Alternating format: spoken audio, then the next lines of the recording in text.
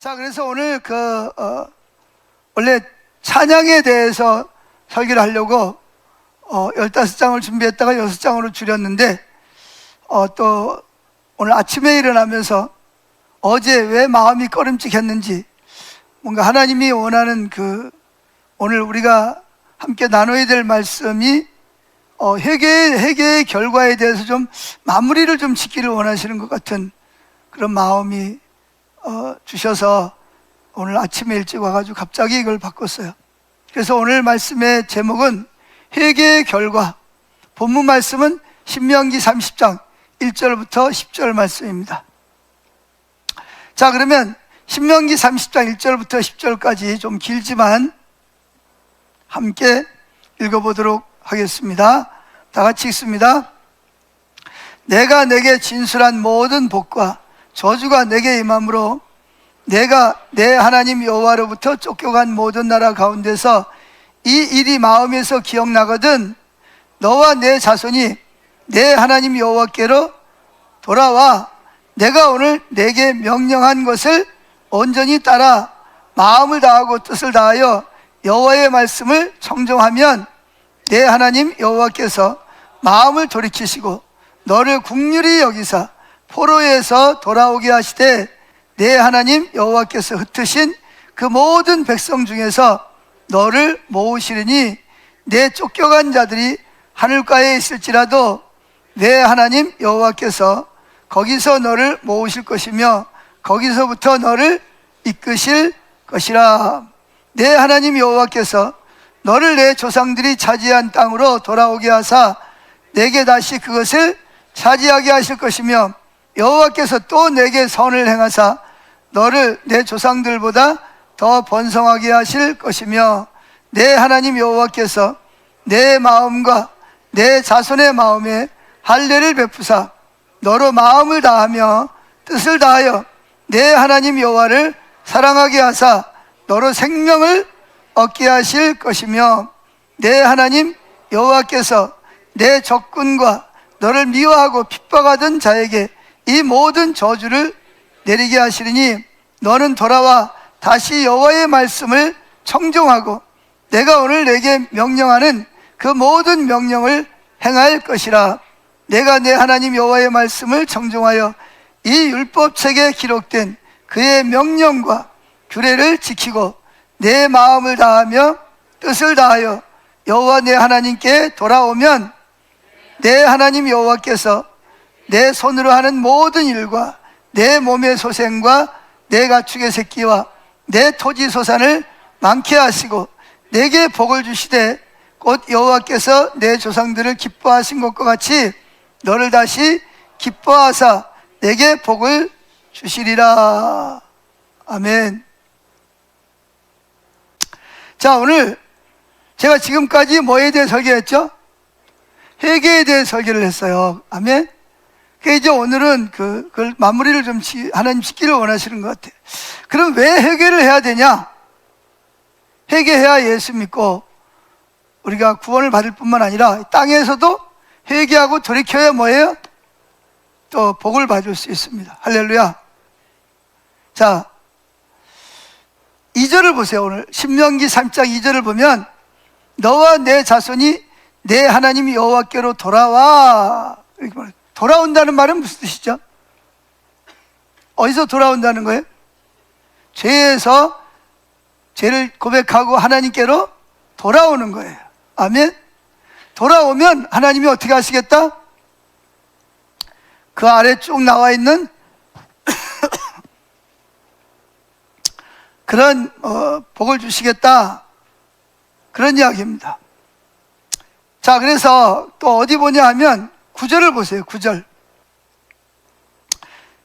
신명기 3장 9절 시작. 내가 내 하나님 여호와의 말씀을 청종하여 이 율법책에 기록된 그의 명령과 규례를 지키고 내 마음을 다하며 뜻을 다하여 여호와 내 하나님께 뭐하면 돌아오면, 이런 말. 돌아온다는 말은 하나님께서 죄를 깨닫고 양심을 통해서, 율법을 통해서, 성령을 통해서 내가 죄 가운데 있는 게 깨달아지면 어떻게 해요? 회개하고 돌아오는 거예요.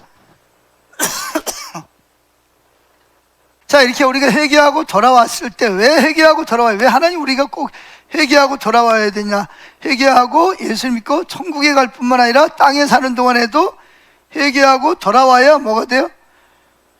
하나님의 약속하신 유업을 받을 수가 있습니다. 아멘. 그래서 그럼 우리가 하나님께 돌아왔다는 표징이 뭘까요? 내가 정말 잘못된 것을 인정을 하고 회개하고 돌아온 증거가 뭐예요? 돌아온 증거는 순종입니다. 순종. 하나님 말씀에 순종하는 거죠. 아멘. 자, 2절 말씀을 다시 보세요. 2절.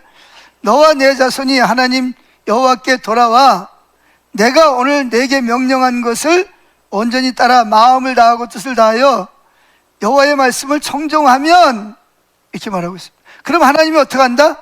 3절. 내 하나님 여호와께서 마음을 돌이키시고 너를 긍휼히 여기사 포로에서 돌아오게 하시되, 하나님께서 우리를 어떤 이렇게 하나님의 징계 가운데 진노 가운데 있을지라도 우리를 어떻게 한다? 다시 회복시키겠다 하는 말씀이 있습니다.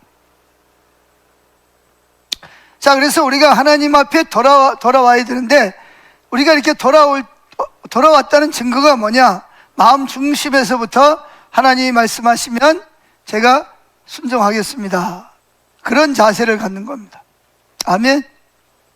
자, 그래서 3장 10절을 보세요. 그래서 우리가 여기도 돌아오면 신명기 3장 9절 하반절이면 내 마음을 다하여 뜻을 다하여 여호와 내 하나님께 돌아오면 10절 읽습니다. 시작. 내 하나님 여호와께서 내 손으로 하는 모든 일과 내 몸의 소생과 내 가축의 새끼와 내 토지 소산을 많게 하시고 내게 복을 주시되 곧 여호와께서 내 조상들을 기뻐하신 것 같이 너를 다시 기뻐하사 복을 주시리라. 하나님이 뭐하사? 기뻐하시고 뭘 주고 싶은 마음이 생긴다? 복을 주고 싶은 마음이 여러분, 상대방이 사랑스럽고 기뻐하면 뭘 주고 싶어요? 좋은 거 주고 싶어요? 나쁜 걸 주고 싶어요? 좋은 걸 주고 싶죠. 그게 왜 그러냐? 하나님의 마음이 그런 거예요. 하나님 마음이. 아멘. 그래서 하나님은 우리에게 길을 두 개를 만들어 놨어. 하나는 뭐죠? 생명과 복이라는 길이 있고, 하나는 사망과 저주라는 길이 있어요. 그럼 생명과 복은 누가 누리는 거죠? 말씀을 듣고 회개하고 돌이켜서 돌아오는 사람들에게 생명과 복이 임합니다. 그럼 반대로 사망과 저주는 누구에게 있을까요? 끝까지 회개하지 않고 돌이키지 않는 사람에게 뭐가 와요? 사망과 저주가 임하게 된다는 거예요. 자, 15절을 보겠습니다. 신명기 30장 15절을 보겠습니다. 다 같이 읽습니다. 보라, 내가 오늘 생명과 복과 사망과 화를 내 앞에 두었나니. 자, 보세요. 잘 보세요. 보라, 내가 하나님이 오늘 뭐와 뭐를? 생명과 복, 또 하나는 사망과 화를 누구한테 뒀다? 내 여러분 앞에 뒀다는 거예요. 그러니까 여러분이 선택하라는 거예요. 어느 길을 선택하기를 원하세요? 생명과 복을 선택해야 되겠죠. 그게 하나님의 뜻이에요. 아멘.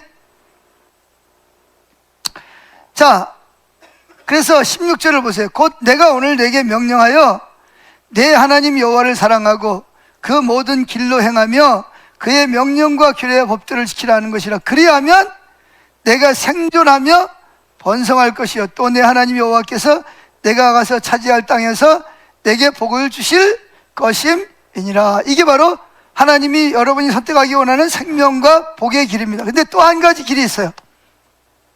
뭐 있죠? 17절 시작. 그러나 내가 만일 마음을 돌이켜 듣지 아니하고, 즉 회개하고 돌이켜 듣지 아니하고 유혹을 받아 다른 신에게 절하고 그를 섬기면 내가 오늘 너에게 선언한 너희가 반드시 망할 것이라. 너희가 요단을 건너가서 차지할 땅에서 너희 날이 길지 못할 것이니라. 그러면서 또 두 가지 길을 둔다고 말씀합니다. 자, 19절 시작. 내가 오늘 하늘과 땅을 불러 너에게 증거를 삼느라. 내가 생명과 사망과 복과 저주를 내 앞에 두었은즉 너와 내 자손이 살기 위하여 뭘 택하고? 생명을 택. 그럼 생명을 택했다는 증거가 뭐냐? 20절, 내 하나님 여호와를 사랑하고 그 말씀을 청종하며 또 그를 의지하라. 그는 내 생명이요 시요 내 장수시니 여호와께서 내 조상 아브라함과 이삭과 야곱에게 주리라 맹세한 땅에 내가 거주하리라. 할렐루야. 자, 그럼 첫째, 하나님의 말씀을 듣고 회개하지 않은 대표적인 사람이 누가 생각나는 분 누가 있어요? 그렇죠. 사울 왕입니다. 이스라엘의 초대왕, 우리나라 초대 대통령이 이승만 대통령이었듯이 이스라엘 나라의 최초의 왕이 누구였냐? 사울 왕입니다. 사울은 이스라엘의 초대 왕이 되기 전에는 정말 겸손했습니다. 가문적으로도 조상 대대로 신실하게 하나님을 섬겼고, 또 그리고 그 집안의 리더 역할을 했어요. 그 아버지가 누구냐? 기스라는 사람입니다. 그래서 이 베냐민 지파에서 리더였어요. 12지파 중에 베냐민 지파가 있는데 이 베냐민 지파 중에서 리더 역할을 하는 그런 집안이었습니다. 그리고 이 사울은 성령이 충만한 사람이었어요. 그래가지고 환상을 보고 예언을 하고 또 영적인 일을 분별할 수 있는 아주 신실한 그러한 젊은이였습니다. 그래서 하나님께서 이스라엘 백성들이 하나님께 그 사무엘 선지자를 통해서 왕을 달라고 기도했어요. 왕을 달라고 기도할 때 하나님께서 마음속에 있던 누구를? 사울을. 그 젊은이는 다른 사람보다 머리 하나는 더 커, 생기기도 잘생기고 아주 겸손하고 또 지혜가 있고 지식이 있는 젊은이였습니다. 그래서 하나님께서는 이 사울이라는 사람을 들어서 사무엘이라는 선지자를 통해서 그에게 뭘 했어요? 왕으로 기름을 부어서 이제 왕을 삼았습니다. 그래서 하나님은 이 사울이 하나님의 말씀을 잘 따라서 이렇게 순종하고 하면 사울의 후손이 계속해서 뭐가 되도록? 왕이 되도록 그렇게 할 마음을 가졌어요. 그런데 그렇게 겸손했던 이 사울이 왕이 됐습니다. 왕이 됐는데 첫 번째 딱 테스트에 딱 걸려버렸어요. 이게 뭐냐? 블레셋 군대와 전쟁이 해야 되는데 하나님이 사무엘 선지자를 통해서 뭐라고 말씀하셨냐면 내가 갈 때까지 7일 동안만 기다리시오. 내가 가서 하나님께 제사를 드리고 그리고 전쟁을 하면 하나님이 반드시 승리하게 하실 것입니다. 그리고 사울은 왕이에요, 제사장이에요? 왕이잖아요. 그런데 이 사울 왕이 블레셋 군대는 자꾸 앞에 나오고 싸우려고 그러니까 군인들은 무서우니까 자꾸 탈령을 해. 그러니까 마음이 조급해지는 거예요.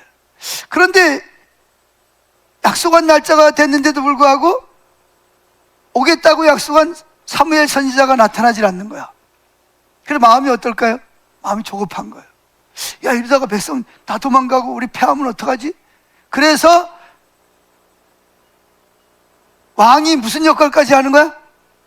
제사장 역할을 하는 거야. 재물을 가져와라. 내가 하나님께 제사를 드리고 전쟁에 나가야 되겠다. 그래가지고 자긴 제사장이 아닌데, 제사장은 누가 제사장이요? 사무엘 선지자가 제사장. 사무엘이 제사를 드리는데 자기가 그냥 월권을 하고 번제를 가져와가지고 번제를 드리고, 근데 또 묘하게 또 번제를 드리자마자 누가 나타났어요? 이게 선지자가 나타난 거예요. 첫 번째 테스트에 딱 걸려버린 거예요.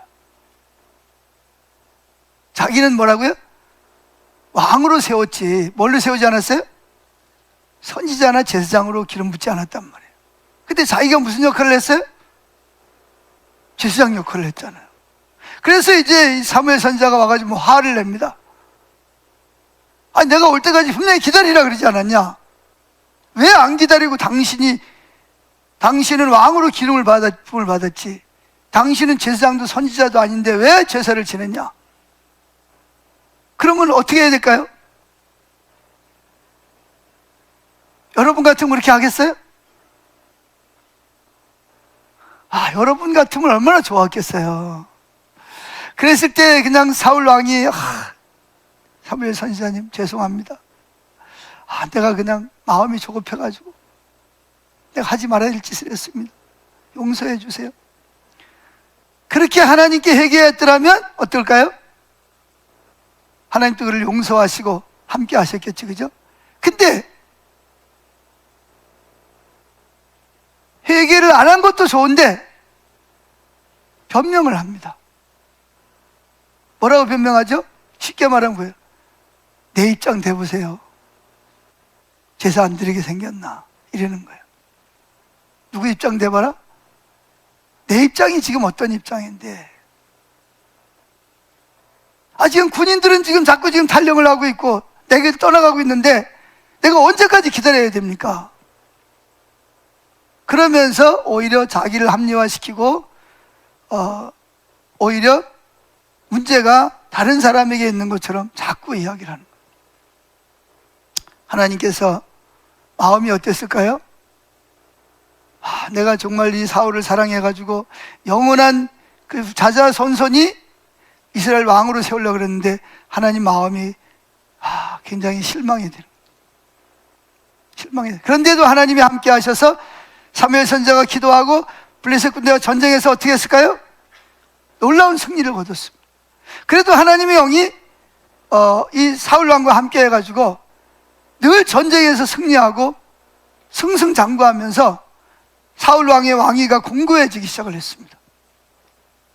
자, 그래서 이제 그런데 이 사울 왕이 그렇게 겸손하고 신실하던 이 왕이 되면서부터 좀 삐딱하게 나가기 시작을 하는 거예요. 하나님께 묻지도 않고 예배도 잘 안 드리고 자기가 하고 싶은데 자기가 이제 왕이니까 자기가 왕이라는 거지. 그 왕이 되기 전까지는 그렇게 겸손하고 진실하고 정직했던 사람이 이게 왕이 되니까 말이죠. 그래 뭐 하나님의 전쟁에서 승리한 건 자기가 잘해서 승리한 게 아니고요. 하나님이 은혜 주셔서 승리했는데 마음이 높아지기 시작을 하는 거예요. 그래 또 무슨 일이 있었어요? 이제 그 블레셋 군대와 또 전쟁이 벌어졌습니다. 근데 블레셋 군대에서 누가 나왔죠? 골리앗이라는 뭐 우리 등치 2배쯤 되는 뭐 창자루가 뭐예요? 막 이렇게 성경만한 이 장만한 저 뭐 이렇게 대가 말이죠. 그러니까 얼마나 길고 키겠어요. 그러니까 뭐 누구든지 달려들면 그냥 다 죽이는 거예요. 그 사람이 그냥 나타나가지고 막 하나님을 모욕하면서 뭐예요? 그러면서 이런 이제 내기를 걸자는 거죠. 너희 중에서 가장 싸움 잘하는 사람을 내보내라. 나와 싸워서 내가 지면 우리가 당신들에게 항복하고 내가 이기면 너희들은 우리 종노릇을 해라. 그런데 이 사울 왕도 그렇고 이스라엘 진영에서는 누구도 이 골리앗 장군과 싸워서 이길 만한 장수가 없었던 거예요. 다 그냥 숨죽이고 그냥 있어요. 근데 무려 40일 동안이나 나와가지고 막 온갖 욕을 하고 막 그런데 아무도 나가서 전쟁을 못해. 그때 누가 나타나죠? 혜성같이 나타난 어린 다윗이 딱 나타나가지고 어떻게 돼요? 물맷돌을 가지고 나가서 어떻게 해요? 골리앗 장군의 이마에다가 물맷돌을 박아서 그가 가지고 있는 칼을 빼가지고 골리앗 장군의 목을 베서 블레셋 군대가 어떻게 해요? 기겁을 하고 패하고 도망을 가는 대승을 거두는 역사가 일어났단 말이죠. 자, 거기까지는 좋았어요. 그리고 이제 돌아옵니다. 이제 블레셋 군대의 승전가를 부르면서 깃발을 높이 들고 막 돌아오는데 여자들이 나와가지고 막 그 퍼레이드를 벌이는 거예요. 그러면서 뭐라 그러죠? 사울이 죽인 자는 천천히고 다윗이 죽인 자는 만만이다. 그게 이제 뭐 누구 귀에 딱 꽂힌 거예요? 사울 왕에게 딱 꽂혀버린 거예요. 결국은 백성들이 나보다 누구를? 다윗을 더 좋아하는구나. 그때부터 그 마음을 계속 품으니까 누가 들어왔어요? 하나님의 영이 사울에게서 떠나가고 누가 들어왔어요? 대신 성경에 보면 악한 영이 들어왔다. 귀신이 들어온 거예요, 왕에게. 아니, 전에는 성령이 충만했다니까요. 예언도 했다니까요. 전쟁에 나가서 승리도 했다니까요. 그를 도왔던 하나님의 영이 떠나가고 누가 들어왔다고요? 악신이 들어가지고 막 침을 흘리면서 막 이상한 짓을 하고 막 미쳐가지고 막 날치는. 그래, 그때마다 누가? 다윗이 와가지고 찬양을 하면서 이렇게 막 악기를 가지고 찬양을 하면 그 악한 영이 어떻게 돼? 또 싹 또 떠났다가 또 이 사울왕이 또 악한 마음을 품으면 또 뭐예요? 악신이 또 들어왔다가 나갔다가 들어왔다가 나갔다 들어왔다가 하는 거예요. 이게. 그러니까 이게 악신이 들어오니까 이스라엘 민족을 블레셋에서 건진 다윗을 어떻게 하고 싶어요? 죽여야 되겠다. 왜? 저놈이 살아있는 한 내 자자손손이 왕이 돼야 되는데 저놈이 뭐가 되겠다? 왕이 되면 안 되니까 저놈을 죽이면, 그러니까 누구하고는 상관이 없어요. 하나님의 뜻이 뭔지는 상관을 안 하는 거예요. 오직 뭐 해야 돼요? 왕위를 지켜야 되겠다. 그런 이제 그 압박감을 느끼는 거예요. 그래가지고 그냥 다윗이 자기를 위해서 귀신을 쫓아내려고 치고 있는데 창을 해가지고 어떻게 다윗을 죽이려고 3번씩이나 창을 던졌는데 그때마다 다윗은 또 하나님 보호하셔서 무사히 또 피하고. 그리고 골리앗을 이기면 여러 가지 많은 좋은 조건을 내가 그랬어요. 조건이 뭐였어요? 평생 세금을 면제해주고 자기 큰딸, 아마 제일 미인이었던 것 같아, 큰딸을 뭘로? 아내로 왕의 사위가 되게 하겠다고 한 거예요. 근데 막상 다윗이 골리앗을 이기고 했는데 사위를 삼았어요? 안 삼았어요? 안 삼았죠. 그 예쁜 딸은 오히려 지가 마음에 드는 사람한테 줘버리고 아예 안 줘버리는 거예요. 이제 사울왕이 서서히 뭐 하기 시작했어요? 이상한 사람이 돼버리기 시작하는 거예요. 양심이 마비가 돼버리고 거짓말을 하기 시작을 하고 약속을 지키지 않고. 그래가지고 그런데 가만히 보니까 다윗을 죽이긴 죽여야 되겠는데 죽일 방법이 없어요. 그런데 마침 둘째 딸 미갈이 다윗을 좋아한다는 이야기를 들었어. 그래서 둘째 딸을 누구에게 줘요? 다윗에게 아내를 주는데, 아내를 주는 이유가 뭐예요? 좋아서 주는 게 아니라 미갈을 통해, 둘째 딸을 통해서 다윗을 죽이려고 자기 딸을 이용을. 세상에 이런 아빠가 어디 있습니까? 근데 잘 알아야 돼. 처음서부터 사울이 그랬다? 아니에요. 뭐 하지 않으니까? 죄를 짓고도 회개하지 않으니까 사람이 점점 더 악한 영들이 들어오면서 성격이 삐딱해지고 혈기를 부리고 성질을 부리고 말이죠. 잘못해놓고도 회개할 줄 모르는 사람이 된 거예요. 자, 그런데 이게 악신이 들어와가지고 점점 더 마음이 약하니까 진짜 극적으로 죄를 짓는 결과를 가져옵니다. 그게 뭐냐? 다윗이 막 사울왕을 피해가지고 막 도망을 갑니다. 근데 무기가 없어요. 빨리 도망오느라고 죽을까봐. 그래가지고 실로에 가서 제사장이 가가지고 먹을 걸 얻어먹고, 혹시 여기 제사장님 여기 혹시 무기가 있습니까? 내가 급히 오느라고 제가 무기를 못 가져왔는데 그랬더니 그건 네가 골리앗 장군이 이기고 골리앗 장군의 칼이 여기 있다. 그보다 좋은 게 어디? 그러면서 그걸 줬어요. 근데 그 소식이 누구에게 들어갔을까요? 사울 왕에게 들어가니까 사울이 이 제사장들이 다윗을 도와가지고 반역을 했다 그래가지고 어떻게 했어요? 이 70명, 그것도 한 명도 아니고 70명의 예복을 입은 제사장들을 어떻게 다 쳐 죽입니다. 이게 좀 죄송한 말로 미쳐도 이 보통 미친 게 아니에요.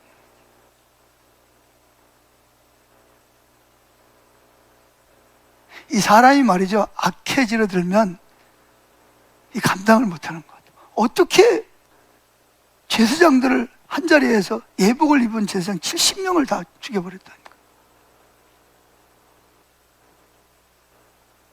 그런데 더 기가 막힌 것은 하나님은 그래도 누구를?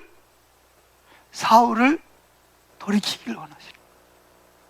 자기 기름 부음 받은 제사장 70명을 죽인 그 사울을 그래도 끝까지 뭐하고? 사랑해서 그가 돌이키기를 원하시는 거예요. 그래서 마지막으로 한 번 더 기회를 줍니다. 그게 뭐죠? 아말렉 군대를 진멸하라. 참, 이 하나님의 사랑은요, 우리가 인내와 사랑은 우리가 상상할 수가 없어요. 그래서 사무엘 선지자가 또 갑니다. 가가지고 또 사울 왕에게 하나님 말씀을 전합니다. 하나님께서 이스라엘 백성들이 모세를 통해서 애굽에서 나올 때 아말렉 군대가 정식으로 싸움을 걸은 것도 아니고 뒤에 처져 있는 병든 사람과 노약자들을 뭐예요? 포로로 잡아가고 재물을 빼앗아간, 그걸 하나님 기억하는 거예요. 그들에게 내가 원수를 갚을 건데 너는 가서 그들을 뭐 해라? 다 죽이고 짐승까지도 다 죽여라. 하나님이 한 번 더 뭐예요? 사울을 돌이킬 수 있는 기회를 주신 거예요. 그래서 이제 전쟁에 나가서 정말 하나님의 은혜로 전쟁에서 아말렉 군대를 쳐부수고 승리했습니다. 근데 다 죽이고 두 종류에만 남겼어요. 하나는 왕 아각, 그 아말렉의 왕 아각이라는 왕을 살려두고, 두 번째는 쓸모없는 짐승은 다 죽여버리고 무슨 짐승만? 기름지고 살찌고 통통한 놈들만 다 살려둔 거예요. 근데 본인은 뭐라고 생각했죠? 나는 순종했다 안 했다? 순종했다고 생각. 아니 99.9%는 순종했지. 자, 그런데 하나님께서 사무엘에게 찾아오셨습니다. 사무엘아, 사무엘아. 이제 하나님과 사무엘은 이렇게 직접 대면해서 말씀을 나눌 만큼 친밀한 사이였습니다. 뭐라고 말씀해요? 내가 사울을 이제 진짜 뭐 했다? 이제 포기해야 되겠다. 사무엘 선지자가 깜짝 놀라가지고, 아니 하나님 무슨 말씀이십니까? 아니다, 내가 그에게 너를 통해서 이렇게 하라 그랬는데 그가 이렇게 해서 결국은 돌이키지 않고 결국은 자기 길로 가는구나.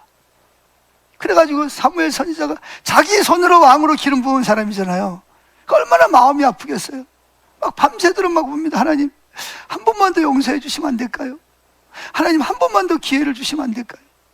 아니다, 나는 그에게 충분한 기회를 줬다. 그 다음날 그냥 울어서 눈이 퉁퉁 부은 사무엘 선지자가 누굴 찾아가요? 하나님 말씀을 전하기 위해서 사울을 찾아갑니다. 그래도 혹시라도 또 회개하고 돌이킬 기회를 주려고 찾아갔습니다. 갔더니, 있다는 곳에 갔더니, 원래 그때 당시에는 상대방의 왕을 사로잡으면 기념비를 세우게 돼 있어요. 돌로. 갔더니 아니나 다를까 큰 돌에다가 뭐예요? 몇 월 며칠 날 무슨 전쟁에서 사울 왕이 아각 왕을 사로잡아가지고 기념비를 세운다 그래. 돌로 크게 자기를 위해서 기념비를 세우고 다른 쪽으로 가버린 거예요. 그래 물어서 갔습니다. 갔더니 사울 왕을 만났습니다. 그랬더니 사울 왕이, 그럼 어떻게 해야 되죠? 사울 왕이 할렐루야, 사무엘 선지자님 어서 오십시오. 제가 하나님이 명령하신 대로 다 순종했습니다.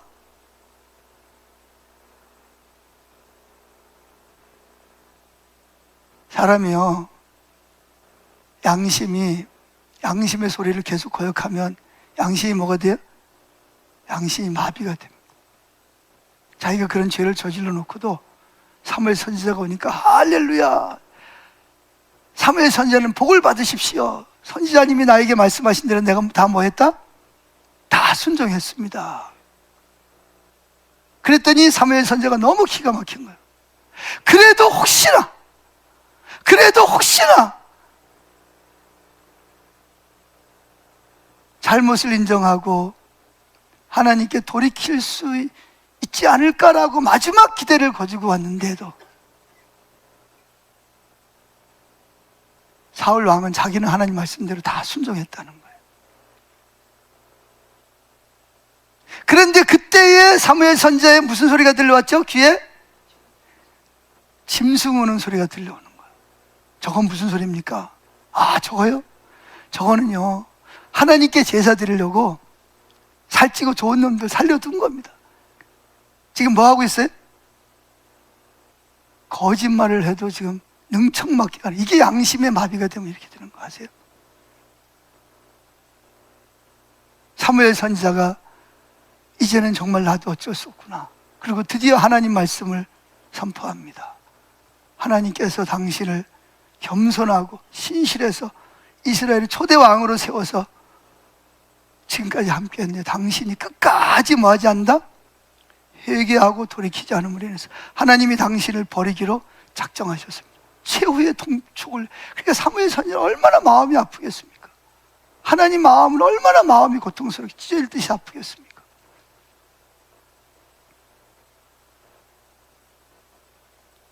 그러면서 사무엘 선지자가 이렇게 말합니다. 하나님 말씀에 순종하는 것이 기름진 번제를 제사 드리는 것보다 뭐하다? 순종이 제사보다 더 낫습니다. 그러면서 하나님께서 당신을 뭐하기로? 버리기로 작정하셨습니다 라고 선포를 합니다. 근데 더 기가 막히게, 그러면 그때라도 어떻게 해야 되죠? 아이고 잘못했습니다, 용서해. 근데 사울 왕은 어떡하죠? 선지자님, 내 체면 좀 봐주세요. 선지자님 이러고 가면 제 체면이 뭐가 됩니까? 저랑 같이 가서 제 옆에서 저를 좀 지지해 준다고 좀 선언해 주세요.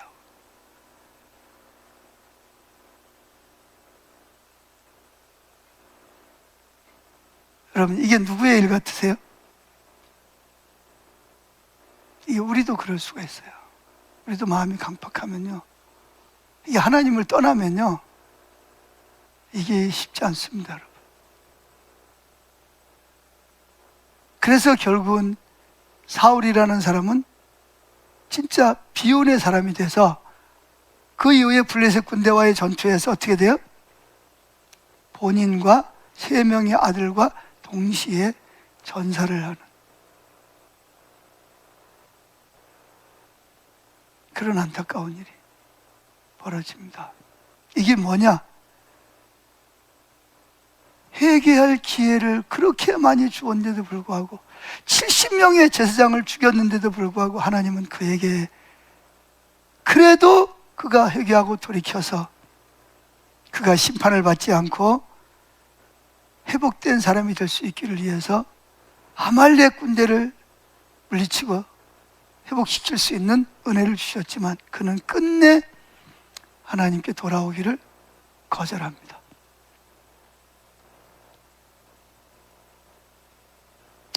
자, 반면에 회개하고 돌이킨 사람이 있죠. 누가 생각이 나세요? 사울 왕의 뒤를 이어서 왕이 된 다윗 왕입니다. 이 다윗 왕은 평생, 어릴 때부터, 티네이저 때부터 평생을 왕이 돼서도 40년 동안 하나님의 아름다움을 보는 것이 자기 인생의 과거, 현재, 미래의 단 한 가지 소원이었던 사람입니다. 그럼 다윗은 범죄하지 않았을까요? 범죄할까요? 이렇게 하나님 찾는데, 이렇게 하나님 찾아도 사람은 다 뭐예요? 죄인입니다. 자, 이렇게 다윗은 사울이 하는 걸 봤어요, 안 봤어요? 보면서 사울에게 쫓겨다니면서 참 어려움을 많이 겪었습니다. 괜히 골리앗 장군 이겨가지고 한때 높아지는 것 같았는데 갑자기 뭐예요? 반역자가 돼가지고 완전히 그냥 현상수배범이 돼가지고 어디로 갔어요? 블레셋 나라에 가서 망명을 해야 될 만큼, 아니면 자기가 살 수가 없어요. 거기 가서 또 미친 척 하기도 하고 말이에요. 그런데 거기 또 자리인데 하나님 또 오셔가지고 뭐라 그래요? 야, 사울아, 너 뭐하냐? 저 여기 지금 망명하는데 너 빨리 다시 이스라엘로 돌아와라. 그래서 지금 우리 교회 부목으로 있다, 전사로 있던 사람들이 가서 있는 이보라 목사님과 최우라 전사님이 머무는 어디? 유대 광야로 가라는 거죠. 그게 다윗은 유대 광야로 돌아옵니다. 여러 차례 하다가 하나님께서 사무엘 선지자를 통해서 다윗에게 뭘 부으시죠? 기름을 부으십니다. 근데 참 감사한 것은 사울 왕에게는 사무엘 선지자가 있었고 다윗에게 기름을 부었지만 사무엘 선지자는 나이가 많아서 하나님 품에 가고, 대신 하나님이 누구를 붙이죠? 나단이라는 선지자를 멘토로 붙여주십니다. 그래서 이제 다윗이 이제 왕이 됐습니다. 이제 왕이 됐는데 하나님의 은혜로 왕이 된 거죠. 그래가지고 이제 전쟁이 벌어졌습니다. 근데 다윗은 가는 곳마다 하나님이 함께 하셔서 전쟁에 승리를 하게. 그런데 이제 부하들이 많아지고 나라가 튼튼해지니까 더 이상 다윗 왕이 전쟁터에 나가지 않고 부하들만 보내도 될 만큼 국력이 튼튼해지고 많은 장수들이 생겨났어요. 그래서 이제 또 전쟁이 벌어졌습니다. 그래서 이제 부하들을 보냈어요. 다윗이 이제 왕궁에서 낮잠 자다가, 이제 거기는 원래 11시부터 1시 정도까지 낮잠 자는 오침 시간이에요. 너무 더우니까. 자다가 이제 기지개 딱, 그러고 이제 왕복을 입고 성 위를 쫙 한 바퀴 도는데 눈이 번쩍 뜨이는 게 보인 거예요. 뭘까요? 이 어떤 예쁜 여자가 말이죠, 실오라기 안 걸치고 목욕을 하고 있는 장면이 딱 눈에 들어온 거예요. 그 순간 다윗의 마음속에 뭐가 올라왔을까요? 욕정이 올라와서 부활을 시켜가지고 저 여자가 누구냐? 그랬더니 누구다? 바세바라는 이름을 가진 미인인데 그 남편이 지금 전쟁터에서 열심히 전쟁을 하고 있는 장군인 우리야 장군의 아내입니다. 그럼 어떻게 해야 돼요? 욕정을 꺾고 포기해야 되잖아요. 그런데도 불구하고 다윗은 어떻게 해요? 데리고 와라. 그래 데리고 왔어요. 와가지고 어떻게 했어요? 관계를 맺었죠. 뭐 한 번쯤 이른다고 뭐 누가 알겠냐? 돌려보냈는데, 그리고 이제 잊어버렸어요. 뭐 아내들이 여러 명 있고 뭐 후궁들도 많으니까. 그런데 갑자기 쪽지가 하나 날아듭니다. 무슨 쪽지였을까요? 우리아의 아내가 다윗 왕과 잠자리를 하고 뭘 했다? 임신을 했다는 거예요. 다윗이 그냥 덜컹하고, 이게 뭔 일이냐? 그때부터 다윗이 뭐예요? 뭐 해야 돼요? 회개하고 엎드려야 되는데 다윗도 술수를 쓰기 시작을 합니다. 어떻게 하면 요거를 무마를 할까? 그래, 우리야 장군을 휴가를 보내서 와가지고 집으로 보내서 누구랑? 아내랑 관계를 맺고 돌아가면 임신을 했다 그래도 누구 자녀라 그럴 거다? 우리아의 우리아의 아들, 자녀라 그러지 설마 다윗 왕의 자녀라 그러겠냐? 그래가지고 우리아를 급히 휴가를 보내라 그래가지고 돌아왔습니다. 그래서 술을 진땅 포도주를 먹여가지고 집으로 가서 잠자리를 하고 오라 그랬는데 이 우리아는 너무나 충신이야. 뭐라 그러냐? 지금 내 부하들이 목숨을 걸고 전쟁을 하고 있는데 장군인 내가 어떻게 집에 가서 아내를 껴안고 잠자리를 할 수가 있습니까? 안 갑니다. 그리고 거절. 여러 번 권면했는데 집에 간다 그러고 안 가고 다른 데서 자고 들어오는 거야. 이놈은 안 되겠다. 제 2차. 이게 뭐겠어요? 편지를 씁니다. 요압 장군 총사령관에게. 요압 총사령관 들으시오. 우리아가 가거든 최전방에다 보내서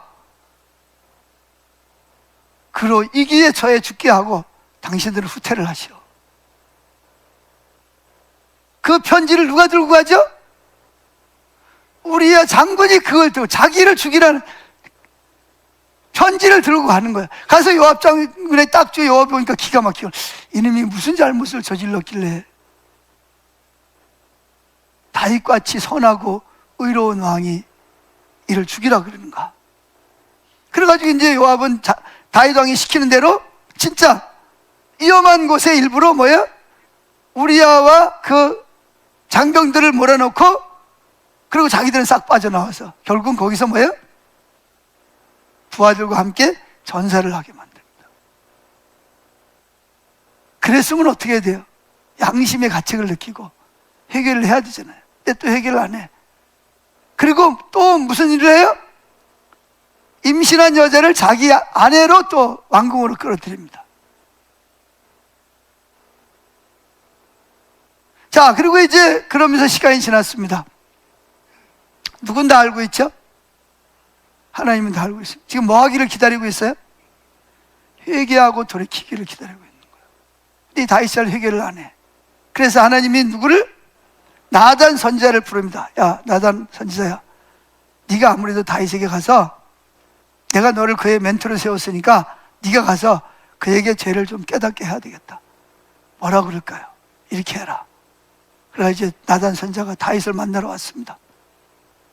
이제 왕하고 이제 차를 앞에 놓고 서로 이야기를 합니다. 이야기를 하면서 제가 이 백성 중에서 하나의 민호를 가지고 왔습니다. 무슨 이야기냐? 부자가 옆집에 있고 아주 가난한 사람이 살고 있었습니다. 부자는 양이 100마리가 넘고 가난한 사람은 양이 1마리밖에 없습니다. 그래서 이 가난한 사람은 양 1마리를 자기 새끼처럼 이렇게 사랑하면서 키웠습니다. 근데 부잣집에 손님이 왔습니다. 손님이 와서 양을 잡아서 대접을 해야 되는데 자기 양들은 내버려두고 누구의 양을? 가난한 집에 있는 양 1마리를 빼앗아 가지고 요리를 해서 누굴 대접했다? 손님을 대접했습니다. 이럴 때는 어떻게 해야 됩니까? 다윗이 뭐라 그랬을까요? 세상에 그런 악한 놈이 있단 말이야. 그놈은 4배로 갚아야 되니라. 그때 나단 선지자가 정색을 하고 뭐라 그랬을까요? 바로 다윗 왕 당신이 그런 사람입니다. 하나님이 당신에게 많은 아내와 후궁을 주셨는데 그 많은 여인들을 내버려두고 당신의 충직한 부하 한 사람밖에 없는 아내를 빼앗아 당신이 음란한 죄를 저지르고 이러이러한 죄를 저질렀나이다. 자, 여러분, 나단 선지자가 이런 말 하기가 쉬울까요? 어려울까요? 왜 어렵죠? 왕이 뭐 어떤데? 만약에 사울왕 같으면 어떻게 했어요? 당장 목이 당장 날아갔겠죠. 근데 역시 다윗이었어요. 다윗은 바로 그 이야기를 듣자마자 그 자리에 하나님 앞에 엎드립니다. 엎드려서 뭐라 그래요? 내가 그런 죄인입니다. 내가 그런 죄를 저질렀습니다. 하고 자기 죄인됨을 실토하고 회개하기 시작을 합니다. 그가 회개하면서 쓴 시를 보면 얼마나 애통하면서 회개를 했는지 베개가 뭐예요? 이 눈물 때문에 뜰 만큼, 그래서 썩을 만큼 그렇게 회개를 했다라고 말합니다. 자, 성경을 한번 보죠. 시편 32편을 한번 찾아보겠습니다. 시편 32편 1절. 시편 32편 1절 다 같이 읽어보겠습니다. 시작. 허물의 사함을 받고 자신의 죄가 가려진 자는 복이 있도다. 마음에 간사함이 없고 여호와께 정죄를 당하지 아니하는 자는 복이 있도다. 이제 3절이 자기 이야기를 하는 거예요. 내가 입을 열지 아니할 때, 무슨 입을 열지 않아요? 죄를 저질러 놓고 회개하는 고백을 하지 아니할 때에 종일 신음함으로 내 뼈가 새하였도다. 4절. 주의 손이 주야로 나를 누르오니 내 진액이 빠져서 여름 가뭄에 마름같이 되었나이다. 지금 다윗이 뭐 하는 거예요? 뭐 할 때 지금 심정을 쓴 거죠? 회개하지 않을 때, 양심의 가책을 느끼고 정죄감을 느낄 때 본인이 가졌던 고통을 여기에다가 지금 노래로 쓰고 있는 것입니다. 자, 5절. 그랬더니 근데 이제 회개합니다. 시작. 내가 이르기를 내 허물을 여호와께 자복하리라 하고, 그러니까 마음으로 결정한 거예요. 주께 내 죄를 아뢰고, 고백하는 거죠. 아뢰고 내 죄악을 숨기지 아니하였더니 고 주께서 내 죄악을 사하셨나이다. 다윗이 뭐 한 거죠? 자기 죄를 지금까지는 감춰왔는데 나단 선지자의 말을 듣고 정직하게 자기가 그랬던 것을 인정을 하고 고백하고, 그리고 뭐예요? 주께 숨기지 아니하고, 그것을 얼마나 망신이겠어요. 그가 왕이 그런 짓을 했으니, 일반 사람도 아니고 왕이 그런 짓을 해. 그리고 다 존경하는 사람이잖아요. 법궤가 들어올 때 막 바지가 벗어진 줄도 모르고 막 춤을 추던 왕이었단 말이에요. 그런데 이 다윗 왕이 이런 죄를 저질렀다 그러면 뭐가 되겠습니까? 그런데 다윗은 그것을 감추지 않습니다. 정직하게 그분을 대면합니다. 그럴 때 5절, 내가 이르기를 내 허물을 여호와께 자복하리라, 즉 인정하고 고백하고 할 때 주께서 내 죄를 아니고 내 죄악을 숨기지 아니하였더니 그 주께서 어떻게 했더라? 내 죄악을 사하셨나이다. 내가 이런 죄를 저질렀는데도 불구하고 내가 회개할 때 하나님이 내 죄를 어떻게 했다? 사하셨다는 거예요.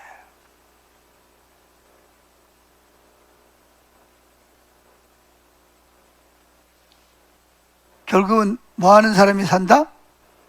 회개하는 사람이 사는 겁니다. 아멘. 자, 세 번째, 왜 회개를 해야 되는가? 네 번째부터 보세요. 죄를 회개하고 돌이키지 않을 때 어떻게 되죠? 땅에 사는 동안, 땅에 사는 동안에도 그 억압을 담당해야 되기 때문에 그렇습니다. 자, 봅시다. 자, 회개하고 돌이키지 않은 결과. 자, 신명기 28장 15절부터 한번 보겠습니다. 다 같이 봅니다. 시작. 내가 만일 내 하나님 여호와의 말씀을 순종하지 아니하여 내가 오늘 내게 명령하는 그의 모든 명령과 규례를 지키지 아니하면 이 모든 저주가 내게 임하며 내게 이를 것이니 내가 성읍에서도 저주를 받으며 들에서도 저주를 받을 것이요 또 내 광주리와 떡반죽 그릇이 저주를 받을 것이요 내 몸의 소생과 내 토지의 소산과 내 소와 양의 새끼가 저주를 받을 것이며 내가 들어와도 저주를 받고 나가도 저주를 받으리라. 내가 악을 행하여 그를 잊음으로 내 손으로 하는 모든 일에 여호와께서 저주와 혼란과 책망을 내리사 망하며 속히 파멸하게 하실 것입니다. 그러니까 나는 죄를 짓고 잊어버려도 누구는 안 잊어버린다? 하나님이 잊어버리지 않고 따라다니면서 죄값을 치르게 하시겠다는 거예요. 21절 시작. 여호와께서 내 몸에 염병이 들게 하사 내가 들어가 차지할 땅에서 마침내 너를 멸하실 것이며 여호와께서 폐병과 열병과 염증과 악질과 한재와 풍재와 썩는 재앙으로 너를 치시려니 이 재앙들이 너를 따라서 뭐가 따라다니? 하나님의 이런 질병들이 따라다닌다는 거예요. 따라서 너를 진멸하게 될 것이라. 그러면서 내가 아무리 노력해도 어떻게 된다? 23절 내 머리 위에 하늘은 노시 되고 내 아래 땅은 철이 될 것이며 여호와께서 비 대신 티끌과 모래를 땅에 내리시리니 그것들이 하늘에서 내 위에 내려 마침내 너를 멸하시리라. 뭐가 따라다녀? 내가 아무리 복을 받으려고 해도 뭐가 따라다녀? 저주와 질병과 재앙이 따라다닌다는 거예요. 뭐 하지 않을 때? 죄를 저지른 것을 인정하고 돌이키지 않을 때 내가 아무리 복을 받고 싶어도 복이 아니라 억압이 따라다닌다는 거죠. 자, 이게 지금 끝까지 있어요. 마지막 절까지. 다 지금 보기에 너무 힘들어요. 자, 어디 보냐? 28장 28절을 보세요.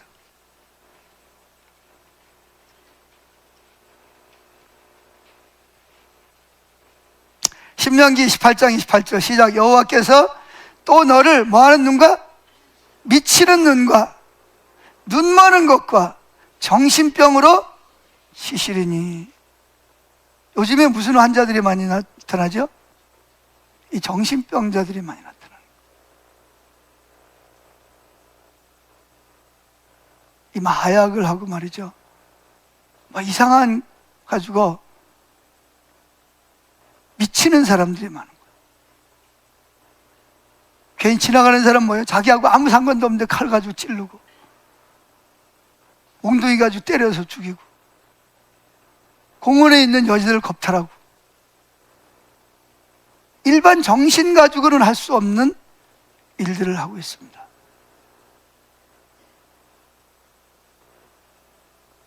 근데 그들을 뭐 할 적 없어요? 구원할 적 없어요. 29절 보세요. 맹인이 어두운 데서 더듬는 것과 같이 내가 백주에도 뭐하고 그러니까 위험한 일을 만나는 거예요. 내 길이 형통하지 못하여 항상 압제와 노력을 당할 뿐이니 너를 뭐 할 자가 없을 것이며 구원할 자가 없을 것이라는 거죠. 33절 시작. 내 토지 소산과 내 수고로 얻은 것을 내가 알지 못하는 민족이 먹겠고 너는 항상 압제와 학대를 받을 뿐이니 이러므로 내 눈에 보이는 일로 말미암아 내가 또 뭐하리라?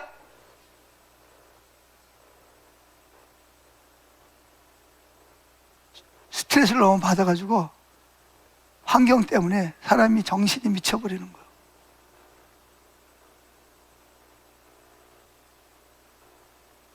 뭐의 결과라고요? 우린 다 죄를 짓잖아요. 예수님이 십자가에서 우리 죄를 다 사했잖아요. 회개하고 돌이키면 되는데 회개를 안 한 결과 이렇게 되는 거예요.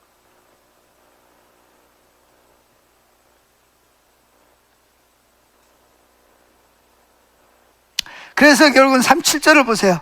시작. 여호와께서 너를 끌어가시는 모든 민족 중에서 내가 놀람과 속담과 비방거리가 될 것이라 그랬다는 거죠. 그 외에도 뭐 마지막 절까지 이게 나와 있어요. 이게 저주에 돼. 회개하지 않는 자에게만. 자, 그러면 앞으로 다시 들어갑시다. 회개하는 자에게, 돌이키는 자에게 하나님이 주시는 복은 뭔가?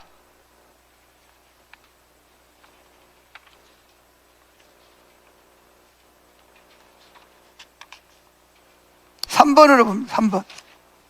회개하고 돌이킬 때 주어지는 축복이 있습니다. 자, 신명기 18장 1절 다 같이 봅니다. 시작. 내가 내 하나님 여호와의 말씀을 삼가 듣고 내가 오늘 내게 명령하는 그 모든 명령을 지켜 행하면 내 하나님 여호와께서 너를 세계 모든 민족 위에 뛰어나게 하실 것이며 2절. 내가 내 하나님 여호와의 말씀을 청종하면 이 모든 복이 내게 임하리니 내게 임하며 내게 이르니 성읍에서도 복을 받고 들에서도 복을 받을 것입니다. 내 몸의 자녀와 내 토지의 소산과 내 짐승의 새끼와 소와 양의 새끼가 복을 받을 것이며 내 광주리와 떡반죽 그릇이 복을 받을 것이며 내가 들어와도 복을 받고 나가도 복을 받을 것이며 내가 복을 받으려고 그러는 게 아니라 누가 나를 따라다녀? 하나님이 주신 복이 나를 따라다닌다는 거예요. 내가 성읍으로 가면 복이 따라오고 내가 집안으로 들어오면 복이 집안으로 들어오고 내가 직장에 가면 직장에 복이 따라오고. 할렐루야. 뭐 하는 사람에게? 회개하고 하나님 말씀에 청종하는 자에게 하나님이 약속한 유업. 이건 기복신앙이 아니에요. 이건. 우리가 이걸 따라가는 게 아니에요. 우리가 회개하고 돌아와서 하나님 돌아온 편으로 주님 말씀을 순종할 때 하나님이 주신 언약, 약속이라는 거예요. 내가 이렇게 주게 돼. 준비해 놓고 있는 거예요. 할렐루야. 자, 그래서 내가 들어와도 복을 받고 나가도 복을 받을 것이라는 말은 뭐지? 내가 복을 쫓아가는 게 아니라 누가? 하나님이 복을 있어 복이 나를 따라오게 만드는 거예요. 그러니까 여러분 때문에 여러분 회사가 복을 받을 수가 있어요. 여러분 때문에 여러분을 만나는 사람들이 복을 받을 수가 있어요. 아멘. 여러분이 여러분 때문에 여러분이 살고 있는 지역이 복을 받을 수가 있어요.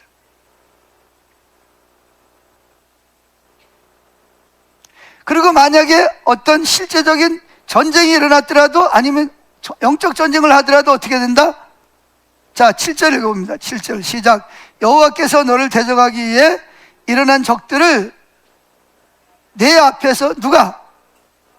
여호와께서 패하게 하실. 그들이 한 길로 너를 치러 들어왔으나 내 앞에서 7길로 도망. 여러분들 옆에서 막 간신 노릇처럼 여러분 막 고발하고 여러분을 막 모함하고 그런 사람도 있잖아, 그죠? 근데 하나님이 그들을 뭐 하겠다? 오히려 그들을 패하게 하시겠다는 거예요. 왜? 여러분들은 뭐한 사람이라서 언약의 백성이기 때문에 아브라함이 너를 축복하는 자를 내가 뭐하고? 축복을, 너를 저주하는 자를 내가 저주하리라. 이게 하나님의 언약입니다. 약속입니다. 아멘.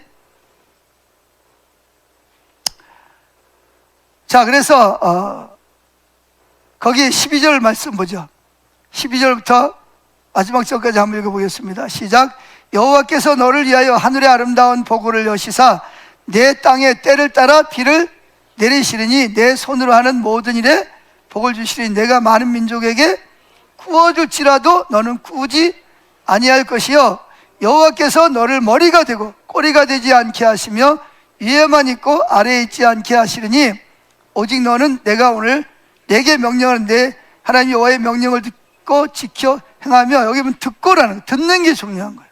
듣고 지켜 행하며 마지막 절, 내가 오늘 너희에게 명령하는 그 말씀을 떠나 좌로나 우로나 치우치지 아니하고 다른 신을 따라 섬기지 아니하면 이와 같으리라. 회개하고 돌아와서 하나님을 사랑함으로 이렇게 할 때 하나님께서 이 언약을 지키시겠다는 거예요. 하나님은 신실하신 하나님이신 줄로 믿습니다. 아멘.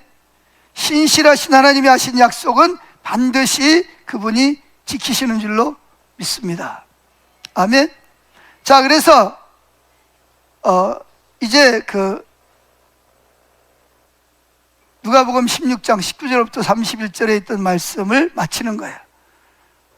부자와 나사로의 일을 통해서 우리가 회개하고 예수를 믿음으로 말미암아 하나님이 우리 죄를 사하시고 천국에 가는 건 물론이고 땅에 사는 동안에도 뭐가 따라다녀요?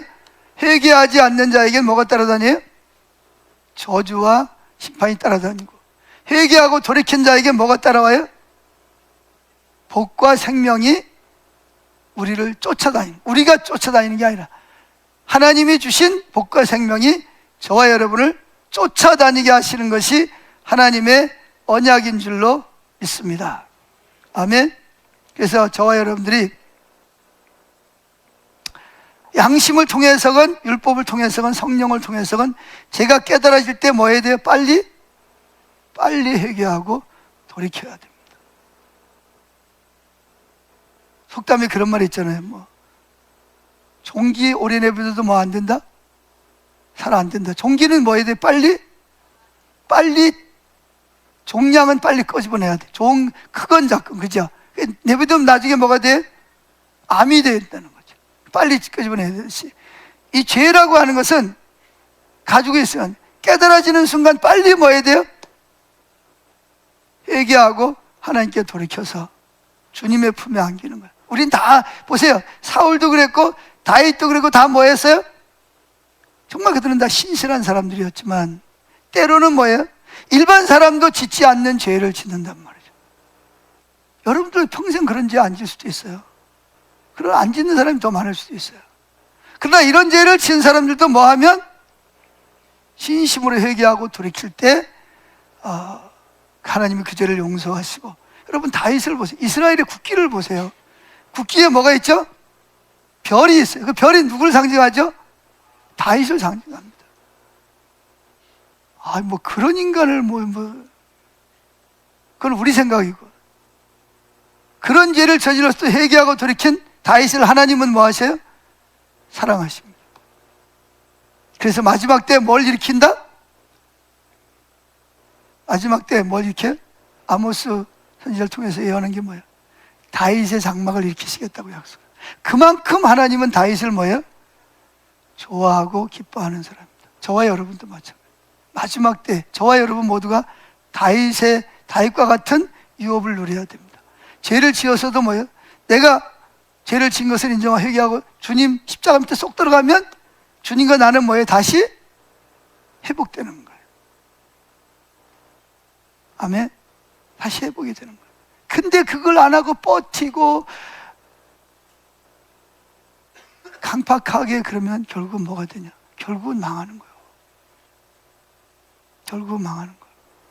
제가 이번에 이런 설교를 했더니 설교하면서 저도 세 사람에게 용서를 구했습니다. 회개를 하고. 우리 집사람도 지난번 월요일날 어머니한테 가가지고 그러더라고요. 이번에 가서 어머니한테 용서를 구해야 되겠다고. 그동안 어머니를 모시고 살면서 자기가 잘 못한 게 생각이 나는가 봐요. 그래가지고 어머니 귀에 대고 자기가 이렇게 어머니 모시고 있으면서 잘 이렇게 하지 못한 것에서 용서를 구하고 또 용서를 또 해준다 그러고 그러면서 화해하는 모습이 너무나 아름다웠어요. 뭐 오늘도 어떤 권사님 한 분이 신랑하고 가면서 그동안 신랑을 너무 달달 볶았는데 물론 신랑이 잘못했어요, 내가 봐도. 근데 그거는 신랑이 잘못한 거고 자기가 잘못한 거에 대해서 용서를 구하겠다고 그러면서 기도해 달라고 갔는데 하여튼 하나님이 많이 하고 계시는 것 같아서 감사하고요. 그래서 하나님이 저와 여러분의 하나님과의 관계가 회복이 되고 또 사람과의 관계가 회복이 되고 그래서 하나님의 복이 저와 여러분을 어디를 가든지 따라오는 복 있는 저와 여러분 되시기를 주의 이름으로 축원합니다. 축원합니다. 기도하겠습니다.